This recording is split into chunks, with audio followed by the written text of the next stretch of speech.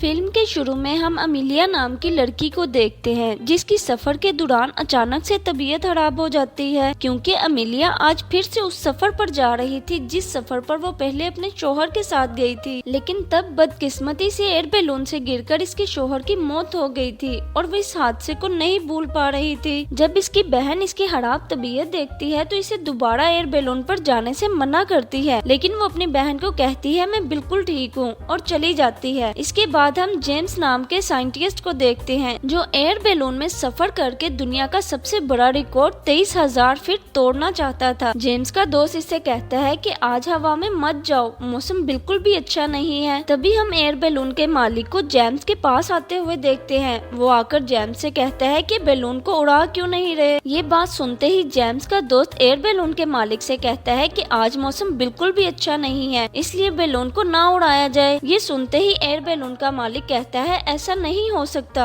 मैंने इस पर बहुत से पैसे लगाए हैं और ये सब लोग जो यहाँ पर बैठे हुए हैं सिर्फ इसी ही देखने आए हैं, इसीलिए ये जरूर उड़ेगा। तभी जेम्स जल्दी से उठकर कहता है सर आप टेंशन न लें, ये बैलून जरूर उड़ेगा। तभी हम अमीलिया को देखते हैं जो लोगों को अपने करतब करके खुश कर रही थी। सब लोग इसे देखकर खुशी से तालियां बजा रहे थे। अब इन दोनों ने मिलकर एयर बैलून में सफर करना था। तभी अमीलिया विसल बजाकर अपने डॉग को बुलाती है। जेम्स ये देखकर इसे अपने साथ डॉग ले जाने से मना करता है, लेकिन वो जेम्स की कोई भी बात नहीं सुनती और अपना डॉग उठाकर लोगों को खुश करने लगती है। अब ये दोनों एयर बैलून के अंदर जाकर अपना सफर शुरू कर देते हैं। अमीलिया अब दोबारा से बैलून की रस्सियों को पकड़कर अलग अलग स्टाइल बनाकर लोगों को खुश कर रही थी। अमीलिया अब जेम्स से अपना डॉग मांगती है जिस पर वो इसे देने से इनकार कर देता है, लेकिन अमीलिया के बार बार इसरार करने पर मजबूरन उसे डॉग देना पड़ता है। जेम्स जैसे ही इसे डॉग पकड़ाता है तो इसे अपने हाथ से छोड़ देती है। ये देखकर सब लोगों की चीख निकल आती है, लेकिन थोड़ी ही देर के बाद वो देखते हैं कि डॉग के साथ तो पैराशूट बंधा हुआ है और डॉग सेफली नीचे आ जाता है। अमीलिया का ये करतब देखकर सब लोग बहुत खुश होते हैं। जेम भी इसके करतब से इम्प्रेस होता है। अब ये लोग 1100 फुट की ऊंचाई पर आ जाते हैं। James first time air balloon में सफर कर रहा था, इसलिए वो ऊपर आकर खुद को एक आजाद परिंदे की तरह महसूस कर रहा था। जेम्स के चेहरे पर खुशी देखकर अमीलिया कहती है ये लोग भी इंजॉय करके इसी तरह खुशी महसूस करते हैं जिस तरह अभी तुम्हें हो रही है। लोगों को खुश करने के लिए ही मैंने ऐसे उल्टे सीधे करतब करती हूँ ताकि लोग खुश हो सके। इसके बाद जेम्स दूरबीन की मदद से अपने साइंस कॉलेज को देखता है जहाँ उसने लोगों को जमा करके बोला था कि मैं बहुत जल्द एयर बैलून उड़ाऊंगा और इसमें बैठकर मौसम का जायजा भी लूंगा, यानी वहाँ का टेम्परेचर नोट करूंगा। ये सब बातें सुनकर वहाँ पर बैठे सभी लोग हंसने लगते हैं। जेम्स अब वैसा ही करता है जैसा इसने लोगों से बोला था। वो वहाँ का टेम्परेचर नोट करके कबूतर के जरिए नीचे भेजता है। इसके बाद इनका बैलून बादलों में चला जाता है और साथ ही बिजली गरजने लगती है। बारिश शुरू हो जाती है।